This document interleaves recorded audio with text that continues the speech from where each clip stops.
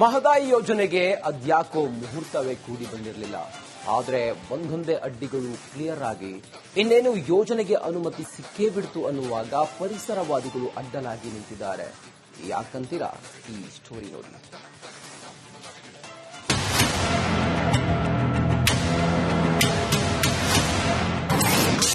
ಕಳಸಾ ಬಂಡೂರಿ ಯೋಜನೆಗೆ ನಮ್ಮವರೇ ಅಡ್ಡಿ, ಪರಿಸರವಾದಿಗಳ ವಿರೋಧಕ್ಕೆ ಅನ್ನದಾತರ ಕಿಡಿ. ಕಳಸಾ ಬಂಡೂರಿ ನಾಲಾ ಯೋಜನೆ ಉತ್ತರ ಕರ್ನಾಟಕದ ಮಹತ್ವಾಕಾಂಕ್ಷಿ ಯೋಜನೆ. ಮಹದಾಯಿಗಾಗಿ ಹಲವು ವರ್ಷಗಳಿಂದ ಅನ್ನದಾತರು ಹೋರಾಟ ನಡೆಸ್ತಾ ಇದ್ರು. ಅದಕ್ಕಿನ್ನೂ ಕಾಲ ಕೂಡಿ ಬಂದಿಲ್ಲ. 2020ರಲ್ಲಿ ಕೇಂದ್ರ ಸರ್ಕಾರ ಗೆಜೆಟ್ ನೋಟಿಫಿಕೇಶನ್ ಹೊರಡಿಸಿದ್ರು. ಯಾವುದೇ ಅಪ್ಡೇಟ್ ಇರಲಿಲ್ಲ. ಆದರೆ ಯೋಜನೆಯ ಅನುಮತಿ ಕೆಲಸ ಅಂತಿಮ ಹಂತಕ್ಕೆ ಬಂದಿರುವ ವೇಳೆ ಹೊಸ ಖ್ಯಾತೆ ಶುರುವಾಗಿದೆ. ಅದು ನಮ್ಮವರಿಂದಲೇ.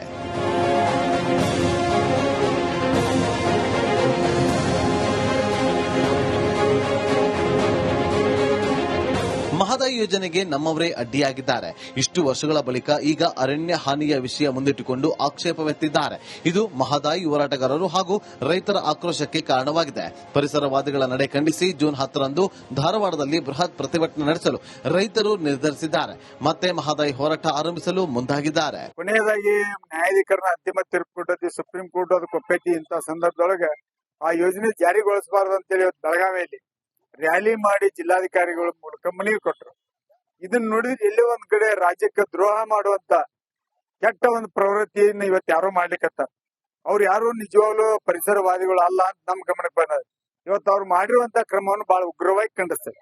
ಮಹದಾಯಿ ನದಿ ಜೋಡಣೆಗೆ ಮೊದಲಿಂದಲೂ ಗೋವಾ ಖ್ಯಾತೆ ಇದ್ದೇ ಇದೆ.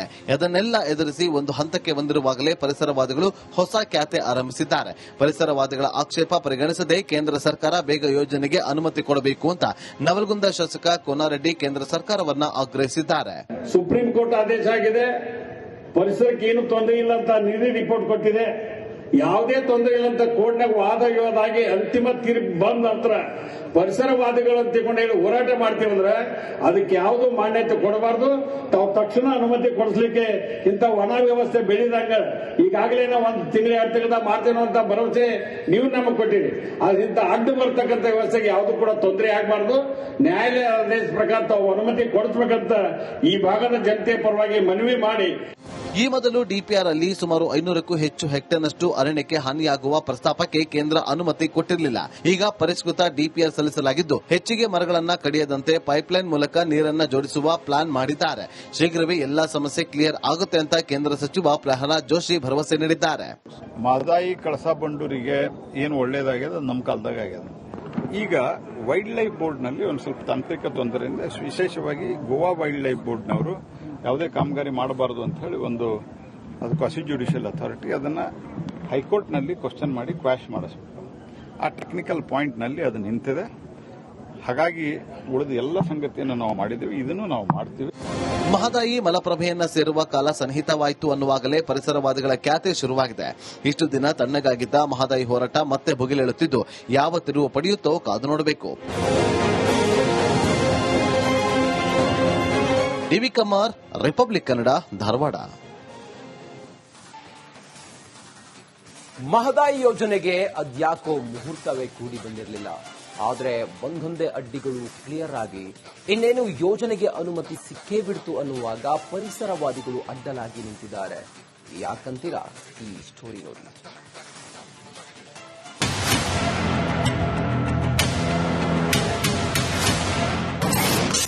ಕಳಸಾ ಬಂಡೂರಿ ಯೋಜನೆಗೆ ನಮ್ಮವರೇ ಅಡ್ಡಿ, ಪರಿಸರವಾದಿಗಳ ವಿರೋಧಕ್ಕೆ ಅನ್ನದಾತರ ಕಿಡಿ. ಕಳಸಾ ಬಂಡೂರಿ ನಾಲಾ ಯೋಜನೆ ಉತ್ತರ ಕರ್ನಾಟಕದ ಮಹತ್ವಾಕಾಂಕ್ಷಿ ಯೋಜನೆ.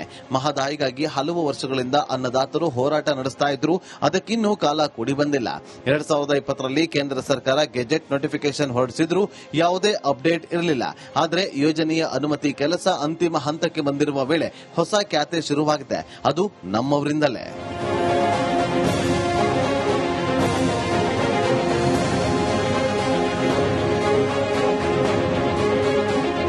ಮಹದಾಯಿ ಯೋಜನೆಗೆ ನಮ್ಮವರೇ ಅಡ್ಡಿಯಾಗಿದ್ದಾರೆ. ಇಷ್ಟು ವರ್ಷಗಳ ಬಳಿಕ ಈಗ ಅರಣ್ಯ ಹಾನಿಯ ವಿಷಯ ಮುಂದಿಟ್ಟುಕೊಂಡು ಆಕ್ಷೇಪವೆತ್ತಿದ್ದಾರೆ. ಇದು ಮಹದಾಯಿ ಹೋರಾಟಗಾರರು ಹಾಗೂ ರೈತರ ಆಕ್ರೋಶಕ್ಕೆ ಕಾರಣವಾಗಿದೆ. ಪರಿಸರವಾದಿಗಳ ನಡೆ ಖಂಡಿಸಿ ಜೂನ್ 10ರಂದು ಧಾರವಾಡದಲ್ಲಿ ಬೃಹತ್ ಪ್ರತಿಭಟನೆ ನಡೆಸಲು ರೈತರು ನಿರ್ಧರಿಸಿದ್ದಾರೆ.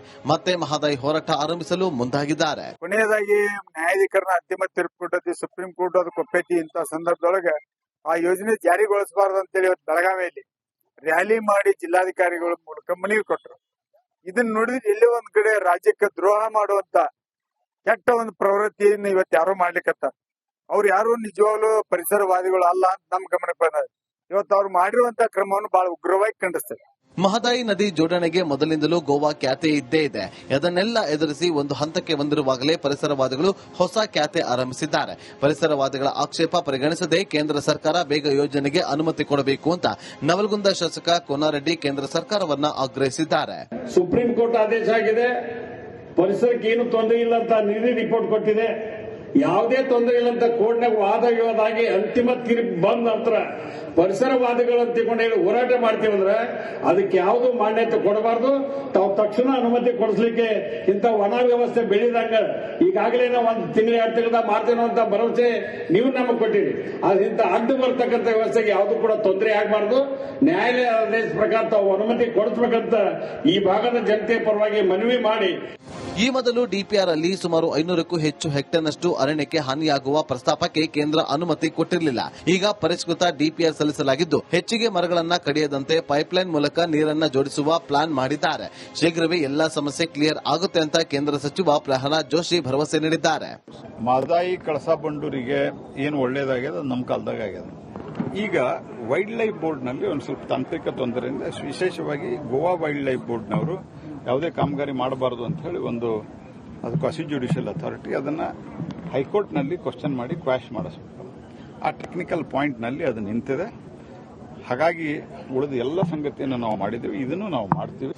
ಮಹದಾಯಿ ಮಲಪ್ರಭೆಯನ್ನ ಸೇರುವ ಕಾಲ ಸನ್ನಿಹಿತವಾಯಿತು ಅನ್ನುವಾಗಲೇ ಪರಿಸರವಾದಿಗಳ ಖ್ಯಾತೆ ಶುರುವಾಗಿದೆ.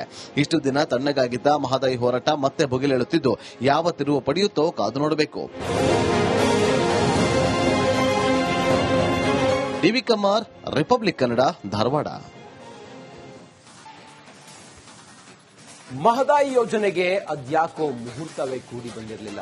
ಆದರೆ ಒಂದೊಂದೇ ಅಡ್ಡಿಗಳು ಕ್ಲಿಯರ್ ಆಗಿ ಇನ್ನೇನು ಯೋಜನೆಗೆ ಅನುಮತಿ ಸಿಕ್ಕೇ ಬಿಡ್ತು ಅನ್ನುವಾಗ ಪರಿಸರವಾದಿಗಳು ಅಡ್ಡಲಾಗಿ ನಿಂತಿದ್ದಾರೆ.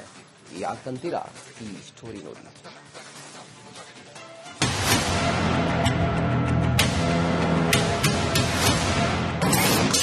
ಕಳಸಾ ಬಂಡೂರಿ ಯೋಜನೆಗೆ ನಮ್ಮವರೇ ಅಡ್ಡಿ. ಪರಿಸರವಾದಿಗಳ ವಿರೋಧಕ್ಕೆ ಅನ್ನದಾತರ ಕಿಡಿ. ಕಳಸಾ ಬಂಡೂರಿ ನಾಲಾ ಯೋಜನೆ ಉತ್ತರ ಕರ್ನಾಟಕದ ಮಹತ್ವಾಕಾಂಕ್ಷಿ ಯೋಜನೆ. ಮಹದಾಯಿಗಾಗಿ ಹಲವು ವರ್ಷಗಳಿಂದ ಅನ್ನದಾತರು ಹೋರಾಟ ನಡೆಸ್ತಾ ಇದ್ರು. ಅದಕ್ಕಿನ್ನೂ ಕಾಲ ಕೂಡಿ ಬಂದಿಲ್ಲ. 2020ರಲ್ಲಿ ಕೇಂದ್ರ ಸರ್ಕಾರ ಗೆಜೆಟ್ ನೋಟಿಫಿಕೇಶನ್ ಹೊರಡಿಸಿದ್ರು. ಯಾವುದೇ ಅಪ್ಡೇಟ್ ಇರಲಿಲ್ಲ. ಆದರೆ ಯೋಜನೆಯ ಅನುಮತಿ ಕೆಲಸ ಅಂತಿಮ ಹಂತಕ್ಕೆ ಬಂದಿರುವ ವೇಳೆ ಹೊಸ ಖ್ಯಾತೆ ಶುರುವಾಗಿದೆ. ಅದು ನಮ್ಮವರಿಂದಲೇ.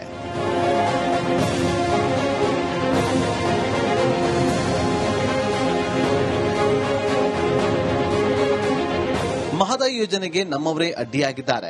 ಇಷ್ಟು ವರ್ಷಗಳ ಬಳಿಕ ಈಗ ಅರಣ್ಯ ಹಾನಿಯ ವಿಷಯ ಮುಂದಿಟ್ಟುಕೊಂಡು ಆಕ್ಷೇಪವೆತ್ತಿದ್ದಾರೆ. ಇದು ಮಹದಾಯಿ ಹೋರಾಟಗಾರರು ಹಾಗೂ ರೈತರ ಆಕ್ರೋಶಕ್ಕೆ ಕಾರಣವಾಗಿದೆ. ಪರಿಸರವಾದಿಗಳ ನಡೆ ಖಂಡಿಸಿ ಜೂನ್ 10ರಂದು ಧಾರವಾಡದಲ್ಲಿ ಬೃಹತ್ ಪ್ರತಿಭಟನೆ ನಡೆಸಲು ರೈತರು ನಿರ್ಧರಿಸಿದ್ದಾರೆ. ಮತ್ತೆ ಮಹದಾಯಿ ಹೋರಾಟ ಆರಂಭಿಸಲು ಮುಂದಾಗಿದ್ದಾರೆ. ಕೊನೆಯದಾಗಿ ನ್ಯಾಯಾಧಿಕರಣ ಅಂತಿಮ ತೀರ್ಪು ಕೊಟ್ಟದ್ದು ಸುಪ್ರೀಂ ಕೋರ್ಟ್ ಅದು ಕೊಪ್ಪೈತಿ. ಇಂಥ ಸಂದರ್ಭದೊಳಗೆ ಆ ಯೋಜನೆ ಜಾರಿಗೊಳಿಸಬಾರದು ಅಂತೇಳಿ ಇವತ್ತು ಬೆಳಗಾವಿಯಲ್ಲಿ ರ್ಯಾಲಿ ಮಾಡಿ ಜಿಲ್ಲಾಧಿಕಾರಿಗಳ ಮೂಲಕ ಮನವಿ ಕೊಟ್ಟರು. ಇದನ್ನ ನೋಡಿದ್ರೆ ಎಲ್ಲೇ ಒಂದ್ ಕಡೆ ರಾಜ್ಯಕ್ಕೆ ದ್ರೋಹ ಮಾಡುವಂತ ಕೆಟ್ಟ ಒಂದು ಪ್ರವೃತ್ತಿಯನ್ನು ಇವತ್ತು ಯಾರು ಮಾಡ್ಲಿಕ್ಕತ್ತಾರ. ಅವ್ರು ಯಾರು ನಿಜವಾಗ್ಲೂ ಪರಿಸರವಾದಿಗಳು ಅಲ್ಲ ಅಂತ ನಮ್ ಗಮನಕ್ಕೆ ಬಂದ. ಇವತ್ತು ಅವ್ರು ಮಾಡಿರುವಂತ ಕ್ರಮವನ್ನು ಬಹಳ ಉಗ್ರವಾಗಿ ಖಂಡಿಸ್ತೇವೆ. ಮಹದಾಯಿ ನದಿ ಜೋಡಣೆಗೆ ಮೊದಲಿಂದಲೂ ಗೋವಾ ಖ್ಯಾತೆ ಇದ್ದೇ ಇದೆ. ಅದನ್ನೆಲ್ಲ ಎದುರಿಸಿ ಒಂದು ಹಂತಕ್ಕೆ ಬಂದಿರುವಾಗಲೇ ಪರಿಸರವಾದಿಗಳು ಹೊಸ ಖ್ಯಾತೆ ಆರಂಭಿಸಿದ್ದಾರೆ. ಪರಿಸರವಾದಿಗಳ ಆಕ್ಷೇಪ ಪರಿಗಣಿಸದೆ ಕೇಂದ್ರ ಸರ್ಕಾರ ಬೇಗ ಯೋಜನೆಗೆ ಅನುಮತಿ ಕೊಡಬೇಕು ಅಂತ ನವಲಗುಂದ ಶಾಸಕ ಕೋನಾರೆಡ್ಡಿ ಕೇಂದ್ರ ಸರ್ಕಾರವನ್ನ ಆಗ್ರಹಿಸಿದ್ದಾರೆ. ಸುಪ್ರೀಂ ಕೋರ್ಟ್ ಆದೇಶ ಆಗಿದೆ, ಪರಿಸರಕ್ಕೆ ಏನು ತೊಂದರೆ ಇಲ್ಲ ಅಂತ ನಿಧಿ ರಿಪೋರ್ಟ್ ಕೊಟ್ಟಿದೆ. ಯಾವುದೇ ತೊಂದರೆ ಇಲ್ಲ ಅಂತ ಕೋರ್ಟ್ನಾಗ ವಾದ ವಿವಾದಾಗಿ ಅಂತಿಮ ತೀರ್ಪು ಬಂದ ನಂತರ ಪರಿಸರವಾದಿಗಳು ಅಂತ ಹೇಳಿ ಹೋರಾಟ ಮಾಡ್ತೀವಂದ್ರೆ ಅದಕ್ಕೆ ಯಾವುದು ಮಾನ್ಯತೆ ಕೊಡಬಾರ್ದು. ತಾವು ತಕ್ಷಣ ಅನುಮತಿ ಕೊಡಿಸ್ಲಿಕ್ಕೆ ಇಂಥ ಒಣ ವ್ಯವಸ್ಥೆ ಬೆಳೆದಂಗ ಈಗಾಗಲೇ ನಾವು 1 ತಿಂಗಳು 2 ತಿಂಗಳ ಮಾಡ್ತೇನೋ ಅಂತ ಭರವಸೆ ನೀವು ನಮಗೆ ಕೊಟ್ಟಿರಿ. ಅದರಿಂದ ಅಡ್ಡು ಬರ್ತಕ್ಕಂಥ ವ್ಯವಸ್ಥೆಗೆ ಯಾವುದು ಕೂಡ ತೊಂದರೆ ಆಗಬಾರ್ದು. ನ್ಯಾಯಾಲಯ ಆದೇಶ ಪ್ರಕಾರ ತಾವು ಅನುಮತಿ ಕೊಡಿಸಬೇಕಂತ ಈ ಭಾಗದ ಜನತೆ ಪರವಾಗಿ ಮನವಿ ಮಾಡಿ. ಈ ಮೊದಲು ಡಿಪಿಆರ್ ಅಲ್ಲಿ ಸುಮಾರು 500ಕ್ಕೂ ಹೆಚ್ಚು ಹೆಕ್ಟೇರ್ನಷ್ಟು ಅರಣ್ಯಕ್ಕೆ ಹಾನಿಯಾಗುವ ಪ್ರಸ್ತಾಪಕ್ಕೆ ಕೇಂದ್ರ ಅನುಮತಿ ಕೊಟ್ಟಿರಲಿಲ್ಲ. ಈಗ ಪರಿಷ್ಕೃತ ಡಿಪಿಆರ್ ಸಲ್ಲಿಸಲಾಗಿದ್ದು ಹೆಚ್ಚಿಗೆ ಮರಗಳನ್ನ ಕಡಿಯದಂತೆ ಪೈಪ್ಲೈನ್ ಮೂಲಕ ನೀರನ್ನ ಜೋಡಿಸುವ ಪ್ಲಾನ್ ಮಾಡಿದ್ದಾರೆ. ಶೀಘ್ರವೇ ಎಲ್ಲಾ ಸಮಸ್ಯೆ ಕ್ಲಿಯರ್ ಆಗುತ್ತೆ ಅಂತ ಕೇಂದ್ರ ಸಚಿವ ಪ್ರಹ್ಲಾದ್ ಜೋಶಿ ಭರವಸೆ ನೀಡಿದ್ದಾರೆ. ಮಹದಾಯಿ ಕಳಸಾ ಬಂಡೂರಿಗೆ ಏನು ಒಳ್ಳೇದಾಗ್ಯದ ನಮ್ಮ ಕಾಲದಾಗ ಆಗ್ಯದ. ಈಗ ವೈಲ್ಡ್ ಲೈಫ್ ಬೋರ್ಡ್ನಲ್ಲಿ ಒಂದು ಸ್ವಲ್ಪ ತಾಂತ್ರಿಕ ತೊಂದರೆಯಿಂದ ವಿಶೇಷವಾಗಿ ಗೋವಾ ವೈಲ್ಡ್ ಲೈಫ್ ಬೋರ್ಡ್ನವರು ಯಾವುದೇ ಕಾಮಗಾರಿ ಮಾಡಬಾರದು ಅಂತ ಹೇಳಿ ಅದು ಕ್ವಾಸಿ ಜ್ಯುಡಿಷಿಯಲ್ ಅಥಾರಿಟಿ ಅದನ್ನ ಹೈಕೋರ್ಟ್ನಲ್ಲಿ ಕ್ವಶನ್ ಮಾಡಿ ಕ್ವಾಶ್ ಮಾಡಿಸ್ಬೇಕು. ಆ ಟೆಕ್ನಿಕಲ್ ಪಾಯಿಂಟ್ನಲ್ಲಿ ಅದು ನಿಂತಿದೆ.